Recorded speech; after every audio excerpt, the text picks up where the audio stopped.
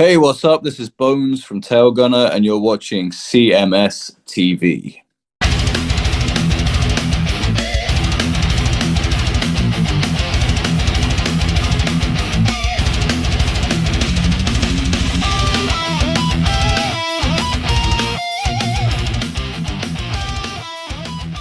It is Chris Akin Presents. I, of course, am Chris Akin, and today on the show, I don't want to call these guys new because they've been around a little while, but for a lot of people, you are discovering them for the first time. Sounds like you should have discovered them in about 1985 or so, somewhere in that range, because this band kicks ass, period. This is just straight up old school classic metal done in the best way possible. The band is Tailgunner. They have a new album called Midnight Blitz out in February, and here to talk all about it is the bassist and the main guy in the band, so I'm told. It is Bones. Bones, how are you, man? Hey, dude. Yeah, I'm good. Good to be here. Well, it's good to talk to you, man. And well, let's dig into this thing, man. Tell me a little bit about the band itself before we get to tearing down Midnight Blitz a little bit. Yeah, sure, dude. I mean, the band has been around now for 4 years. Start of 2022, we were formed. Had a debut record out in 2023, and since then we played so many shows, over 100 shows all over Europe. We've been out with WASP, Saxon, Accept, KK's Priest, you name it, really. And just trying to fly the flag for pure, unfiltered, unapologetic British heavy metal that no one seems to do from the UK these days. So we're bringing it back. Right on, man. Well, dude, with this kind of music, you mentioned KK's Priest, you caught KK's attention. How does KK get more involved with you guys, as far as working with you? Well, someone, somehow, somewhere, I don't know who, if I ever find out, I have to buy them a million beers. But when our debut EP, Crash Dive, came out in December 22, they got that EP in front of KK, and obviously he loved what he heard. The first time I met him, he said to me that he'd been waiting for a band like us to come along from the UK since the early days of Def Leppard, which was a great vindication of everything that we're trying to do, because we felt the same. We formed the band that we always wanted to see growing up as kids, and we opened that first KK's Priest show alongside Paul Diano as well, which was just amazing for us. Toured with KK's Priest in the summer of last year, and when it came time to make this new record, we knew that we wanted a producer. The first album was self-produced, and so for this one we wanted a producer that had the experience of working on these classic albums. And KK, of course, co-produced so many Priest classics alongside Halford, Tipton, and Tom Allen as well. So we're in this fortunate and surreal scenario where we're like, well, we're friends with KK, why don't we just call him and see? And I spent a few days back and forth on the phone with him, and yeah, thank God he was interested in making the record with us, and it turned out great. Sure. Now let me devil's advocate this for a minute, because I know a million bands, and working with a guy like KK, and look, I'll tell you, the first time I met KK, I couldn't have shook more if I was, on a roller coaster or something. I mean, it's amazing to meet your legends. It really is. It's another thing to work with your legends, because while he's a legend, and certainly he's got the record to prove that he knows what he's talking about, he's not you guys, and you know what you want to do. Yeah. How do you merge the two and not feel uncomfortable going to KK Downing and saying, you know what, dude, I don't think you're right about this. I think we should do this instead. I think the thing is, as with any artist that's really determined to do something and do something specific, you're not afraid of backing yourself and backing your own opinion. I always think back to when Guns N' Roses had a meeting with Paul Stanley to produce Appetite for Destruction.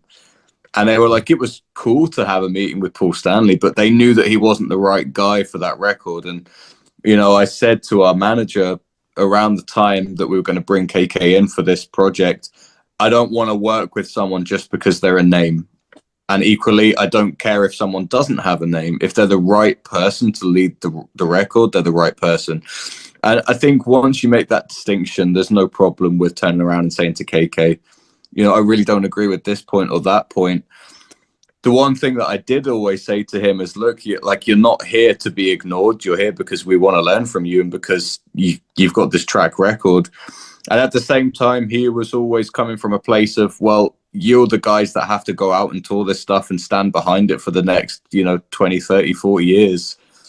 It's got to ultimately be what you like, not what I like. So to be honest, 95% of the time we agreed on stuff, and the 5% of the time that we didn't was good and interesting because it meant that everyone had a strong opinion about what it should be. If he was blasé about everything, he wouldn't have been the right guy to work with. Right on, man. Well, dude, obviously the new album is called Midnight Blitz. It's out on February 6th. It comes after you guys really road dogged, which as a new band playing 100 shows on your debut, as well as playing in front of crowds that are not necessarily friendly. The WASP crowd especially is not always the friendliest of sorts to anybody but Blackie and company. How did that change you as a band, and how did it change you musically going into Midnight Blitz? I saw a great clip the other day with someone talking about, you can always tell if a band does like a photo shoot, you can tell who the new bands are and you can tell who the bands are that have gone and been out on the road, because you can dress exactly the same, you can be the exact same age or whatever, but you just know it's in the eyes of the people that have gone out and lived that life. And it's so true. You get that road dirt on you. And it's very much applicable as well to being a musician and being an artist and a songwriter. And, we quite enjoy being a band that no one knows when we play live. I mean, obviously, it's great to play to our own fans. We love the crazy headline shows with all the crowd surfing and whatever. But it's really rewarding, actually, sometimes to play to a crowd that are not there to see you, that don't care about your band, and to win them over. And I think something that's very typical for us is because we're a young band and a new band, but we play this old school style of music, and we pride ourselves on being absolutely savage live. It's really great to see the reactions of some people that I get it. I've been to so many shows where you see the support band, and I just, I'm not here to, badmouth any bands, but sometimes you go to see a tour and there's an opening band that you think, why am I watching these guys? They have nothing to do with what the headliner is about. This feels totally wrong. Whereas with us, I always try to keep that experience in mind. So I feel like when we play with Saxon, with KK's Priest, WASP, whatever it is, actually we are relevant. We have long hair and shreddy guitar solos and wear leather and play at breakneck speed. And it's something that people go, oh, finally, a band that actually, lives up to this 80s style of what I'm here to see. And that's really rewarding for us. Right on. Hey, you. Why are you watching this with commercials? Go commercial free and unlock exclusive content. Become a VIP today on Locals, Substack, or Rumble Premium. Stop waiting.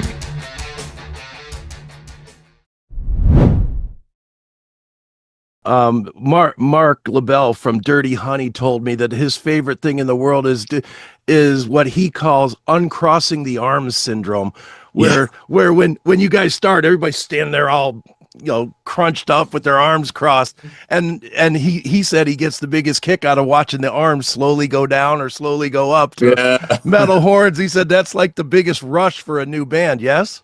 Yeah, agreed. Absolutely. I think that the big thing for us is on the last track of the set, we do like a breakdown, and it's just, the bass and the drums. I call it the AC/DC breakdown. Sure. And our singer Craig does, that classic, I call it the Freddie Mercury sing along with the crowd. Right. And you always know when it comes to that sing along, it's like the moment of truth. Like, has the past half an hour, 45 minutes really been worth it? Because if you get the 1,000, 2,000, however many people singing along with Craig on a support show, then you go, okay, job done. Thank God. We're going to sell some merch. We're going to eat. Right. Nice. Well, Bones, let's dig into the record a little bit. Midnight Blitz. I always try to start with what is my favorite song on the release. This was easy for me. It's Eye of the Storm. It's got that kind of a bread fan open, which I love, and then it just goes right into everything that is you guys. Just that very classic, in your face, raw sound, man. Great tune. Why don't we start there? Tell me about Eye of the Storm. Sure. I mean, it's interesting to hear someone say that that's their favorite song on the record. It's not necessarily the song that I would expect, but Eye of the Storm, I feel like, is a little bit different for us. It's with the verses and stuff, it's a little bit more chill, radio friendly, whatever you want to call it, which I'm never opposed to being called commercial or whatever. I want to be commercial. I want to be popular and successful. Yeah. And Eye of the Storm is a very personal song for me. It was written about someone that was very close to me and very important in my life, and how we came up together through this crazy journey that the band has been on, and how, it affects your life in every single aspect because you have to really sacrifice everything, including your sanity. And it was kind of saying to this person, like, we are in the eye of the storm on this absolutely crazy ride of Tailgunner, and like it says in the song, like, walk with me through it, and we'll get there and we'll make it, despite all of the stuff that goes on trying to make it in music. Right on, dude. Another great one. Different band style, obviously a huge band. Follow Me in Death, which clearly feels very Maiden-esque. As a bassist, how do you approach a song like that? Do you approach it trying to channel a Steve Harris, or is that strictly your own thing, or a little bit of both? Or for me, Follow Me in Death is, I mean, it's definitely got that Maiden feel, and a few people have said, but Maiden wasn't really the band in mind when writing. That's really like a Halloween inspired track. It's a little bit more power metal, and I'm hugely, hugely into the playing of Marcus Groskopf, the Halloween bass player. His bass lines are just something absolutely phenomenal and special to me. He does things on a bass that a lot of players don't do, and these intricate melodic bass lines and counter melodies and things. So I was trying to do my own version of his style of playing on that track. Okay, excellent. And then one last track to talk about, the closer, Eulogy.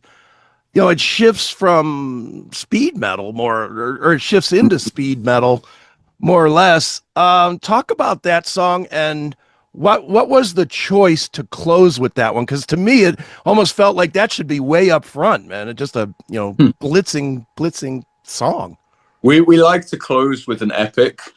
Okay. I think that's something that will probably always be a key feature of our records, and this felt right to close with, especially when it gets very melodic and things at the end of the song. But Eulogy for us is probably the most ambitious song that we've released, in the way that it moves and has different sections and some clean parts, and Craig has that vocal solo. The guitar work is, blows me away what Zach and Rhea do. There's a section with they sweep pick over 5 strings, and I'm just like constantly blown away by their ability. So Eulogy really was us just saying, let's be as ambitious as we can on the track, and let's write technically like the hardest thing that we can play, vocally the hardest thing that Craig can sing, and really just go for it on that song. All right. Let me ask what might sound like a dumb question, but I'm asking it from a place of a failed musician instead of a good musician.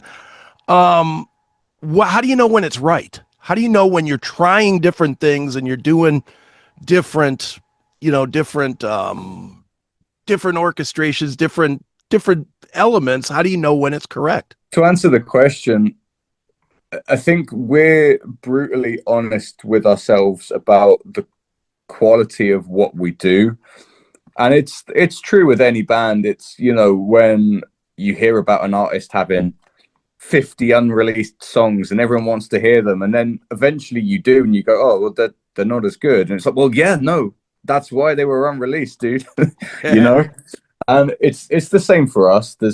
We have loads of stuff that doesn't make the cut and shouldn't make the cut, and I think all you can really do as a band, as a songwriter, is to be brutally honest with yourself about what it is you're creating. And then when it comes to the studio, you know, we were, especially on this record, and I think people can really hear it compared to the debut, is just to be savage with each other about every single note. I mean, with the guitar solos, it's like we put so much time into being on Zach and Rhea's case just to say, is that the best the solo can be? Like, okay, now make it better and better and better. And in terms of the songs themselves, though, if you truly believe, like in your heart, that you enjoy what it is that you do, then someone else will as well. And that's all you can really do. All you can do is create music for yourself.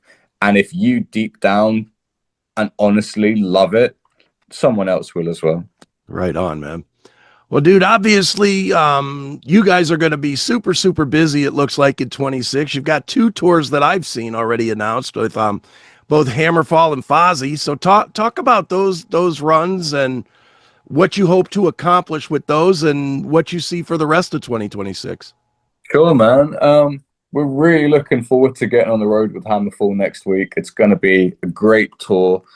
The thing for us that's so exciting, and someone said to me recently in an interview, is they can remember in the late 90s when Hammerfall broke through and they were seen as this new flame for classic style heavy metal. And now in 2025, 2026, Tailgunner is seen the same way. So for us to go out with Hammerfall and for them to invite us, it's a real great kind of nod of the head from one band that was in a very similar position, you know, 30 years ago to what we're in right now.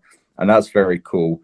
We're looking forward to playing for their fans a lot. I think that's one of those examples where, you know, I don't want to say it too much myself, but I think we're the perfect opening band for Hammerfall. I don't think anyone's going to go and watch us and be like, I don't understand why these guys are supporting Hammerfall, because it works really well. Sure. So we're looking forward to that crowd. We're looking forward to playing in Spain and Italy and Switzerland for the first time. And then with Fozzy, you know, it's interesting because I'm not a wrestling guy. Okay. Actually, it's quite funny. Our merch seller on our crew, Josh, he is like a semi-pro wrestler, so he's really looking forward to that tour. He's gonna, I'm sure he'll be chatting to Chris plenty, but I actually didn't know who Chris Jericho was when the tour offer got sent, and I'm thinking, who the hell is Fozzy? I mean, you know, we're open for like some, you know, bands like WASP, and I know who those guys are. You know, with Fozzy, I was like, I don't know who these are, and then someone said, it's Chris Jericho's band, and it explained to me who he was, and then I looked at the venues, and some of the venues are like absolutely iconic British venues. So we're very excited to do that tour, and to be honest, it's a great thing for us because something that we've worked really hard on as a band, and with this new record, Midnight Blitz, is to be a band that can cross over into the mainstream of rock, and we're not just playing with bands like we were a couple of years ago, like Riot, who I absolutely love, but to be able to play with a band like Fozzy, where it's that more mainstream kind of rock stuff, and not everyone at the show is going to be aware of, you know, bands like Demon, Angel Witch, Grim Reaper, or whatever. Sure. And to be able to go in there as a pure heavy metal band and hopefully win those people over and expose them to that style of music is something that's really rewarding for us. Right on. And you know, the interesting thing, and you may not even know this because you're not a wrestling guy, you're going to be touring with Fozzy when the most eyes in probably a decade are on Chris Jericho. Because he's like, and I won't get into a whole wrestling thing, but right now he's in the #2 wrestling company in the world. Yeah, he's moving, and right? The rumor is he's going back next month to the WWE, which is obviously the biggest one in the world. Yeah. If that happens at the same time or roughly the same time that you're on tour with him, you are going to have every house that you play is going to be sold out, which is great. It's great for you. Awesome. Yeah, no, well, actually it was Josh, our merch seller, said the same thing. So I wasn't sure if it had been announced or anything yet, but Yeah, bring it on, man. Let's hope so. Right on, man. Well, dude, obviously I love the record. I hope everybody else does too. Midnight Blitz out February 6th. We try to tell everybody if you want to stream it, go ahead, I guess, like on Spotify or whatever. But help the bands out, help these guys survive by buying something. Hat, shirt, tchotchke, album, whatever it would be. Where is the best place for us to send them to go and actually buy something from Tailgunner? We're in a pretty good position. If you just Google Tailgunner store, we'll be right there. If you just search Tailgunner on Google, it'll come up with all of our links. So we have our own official store. If you're in America, best thing to do is to use our American store. If you're in Europe, use the European one. And of course, if they're in the UK, use the UK store. Simple as that. Very good. Well, one more time, it is Tailgunner. The album is Midnight Blitz. It is out on February 6th. You can pre-order it now if you want to, so go do that. And Bones, it's been great, man. Thanks for joining me here on CHRIS Akin Presents. Thanks, Chris. Good to speak to you, dude.